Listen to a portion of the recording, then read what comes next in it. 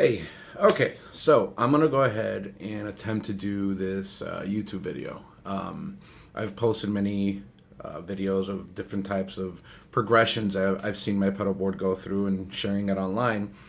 And one of the things I was always intrigued with was going on YouTube and finding out what worship leaders are doing this day and age to really get rid of a lot of the stress and dynamics of what the platform is about. I don't like calling it a stage. It's not a stage. Worship is not a performance. That's a different YouTube video. But how to go ahead and eliminate a lot of the stress on the platform so that way the musicians, vocalist, along with the worship leader can go ahead and truly have a moment of worship, but at the same time not sound sloppy. Believe it or not, at a lot of times being sloppy can end up being a distraction. And I speak for myself that there's times when I come in with a broken heart or a mindset, and before I know it, the sloppiness or lack of understanding what's happening, when to do something, how to go ahead and bring it out, ends up being a distraction, especially if the whole team loses place. So I'm going to quickly do this video of what I have set up now with the challenges I've met being the worship leader, and the challenge of making sure that the whole worship team's on the same page, almost literally. I'll show you what I do.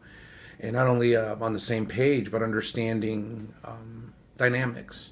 And of course, when you don't have musicians, what do? I've experimented with laptops, iPads, different implementation of dynamics in order to alleviate a lot of work with my guitar, so that way I can flow better in worship. I found myself many Sundays so distracted by dynamics that I found myself at the end not even in worship. The Bible declares you're going to put on the garment of praise to make a joyful noise.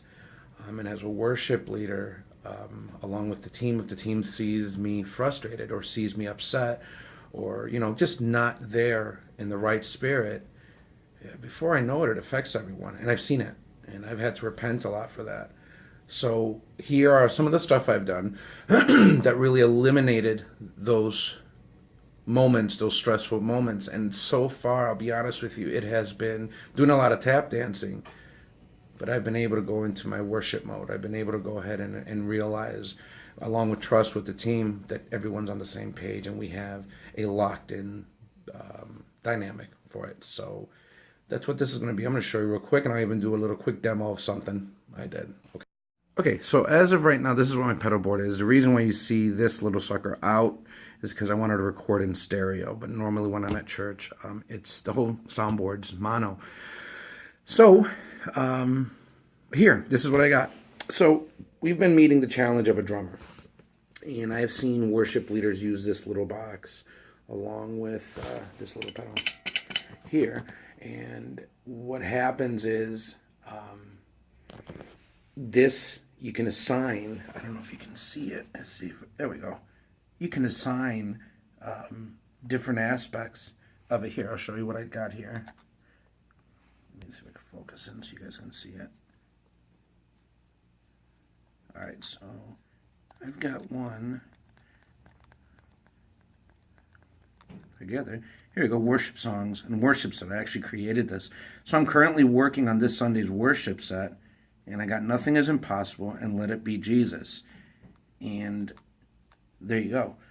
So I was able to go ahead and write out the entire composition of the drum line for our worship set. Of course, I prefer a skilled drummer, but this does the job and then some, which is kind of nice.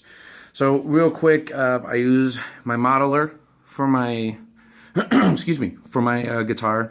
Currently, I'm running it models a Fender Twin Reverb.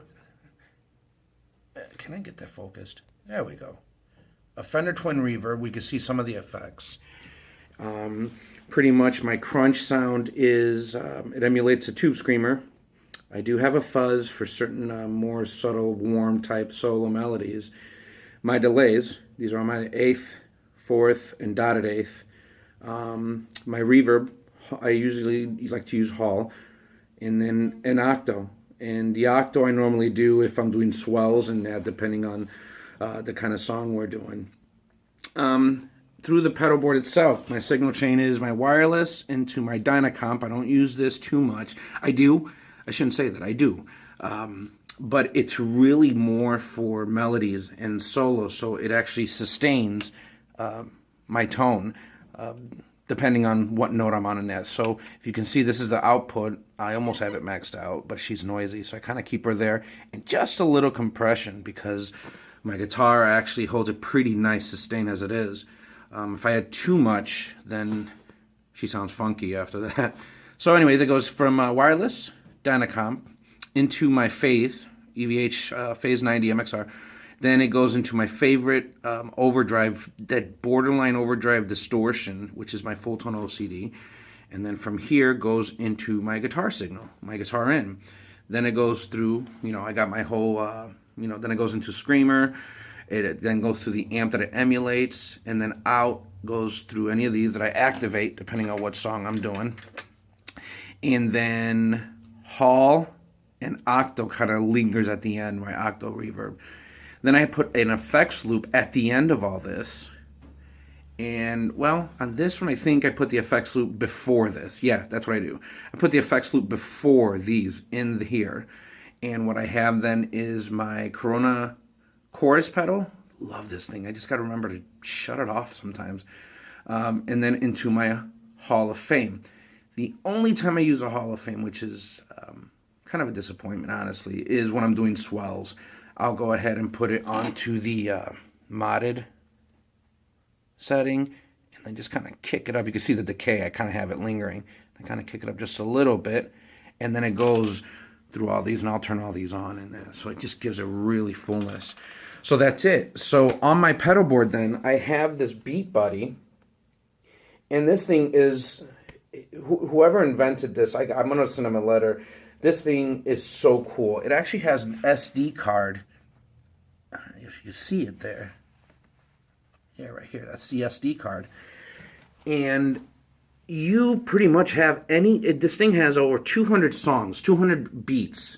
And what it does is, if I understand this correctly, and I'm sure I'll get corrected on this, but if I understand this correctly, it's MIDI. These are MIDI signals. However, they recorded real drum kits and real drummers on which the MIDI sequences how it performs.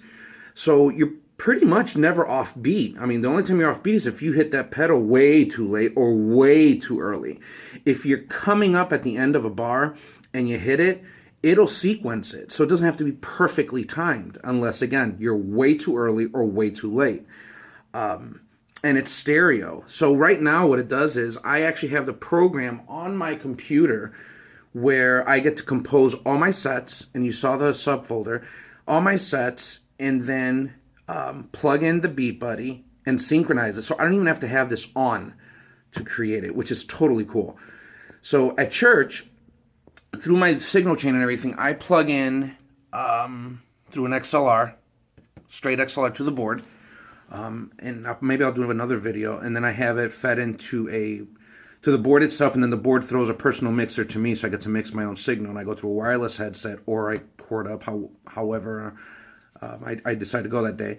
But this goes directly into the soundboard. This, even though it's on my pedal board, this goes directly to a separate channel through a DI box. And it's a mono signal, and it still holds. It's pretty cool. But it goes directly into the DI box, which DI box goes directly to the soundboard. So the sound guy literally doesn't have all the channels of the toms and crash and whatnot. He just has one channel for this because it's already set. What's cool is also, one last thing, is on this drummer. Here, let me see if I can, there we go. So I could get my finger figured out here. You have different drum kits. My favorite, of course, just because I'm an 80s and early 90s guy, is Ballad. It actually has a very nice reverb kind of sound, like a DW. And from what I read, it was recorded with the DW drum kit. So what you're listening to is real recorded drum kit. It's not fake. It's not digitized. It's a drum kit that is not quantized or something like that. I think it's called when the computer actually makes it in perfect timing. It's real recorded drummers that is assigned to MIDI channels and MIDI sequence.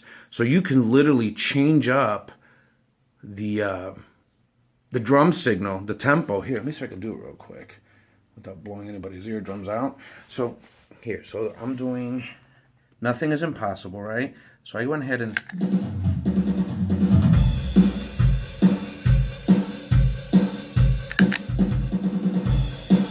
so we go into the verse.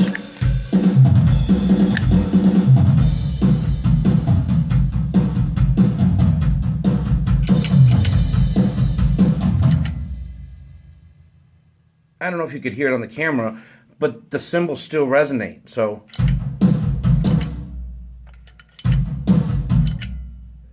see? So we go into the outro.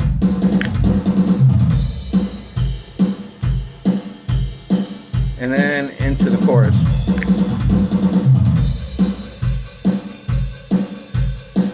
And if we end it.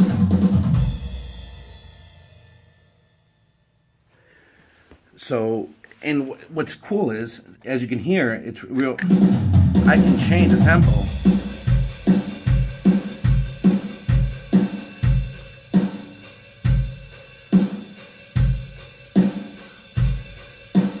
So let's do a different drum kit. Can't see. Let's see. Let's do the ballad one. So it's going to load up the ballad.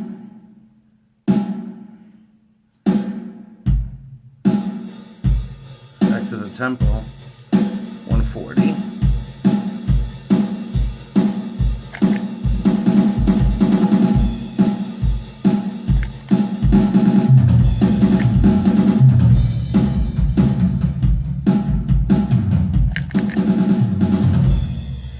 Yeah, so that's the drum machine, and it has saved us like crazy. I took it for a test run this past Sunday for our service, and it worked out great. So enough me babbling. I'll go ahead and show you a quick video of how it sounds live, how I do it live. One hit starts it off into the intro. One hit then after it's going is fills. Hold it down, and then it transitions into a next sequence, verse, chorus, however you want to assign it. Hold it down again, and it goes into those, to the next sequence. Within those sequence, then it has different fills. So you can assign its own fills, and just by hitting this,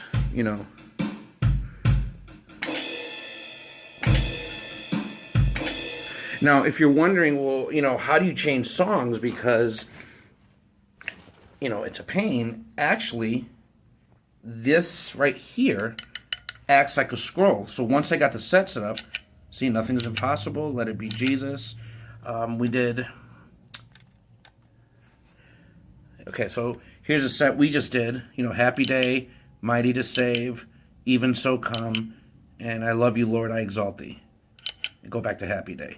So you never have, once you have it assigned, you never have to go and, bend over and switch it up and that. Just make sure that when you're putting it together, you have it the way you want it. So, okay, so let me show you how I kind of mess with this live on a live situation, and hopefully this comes out right.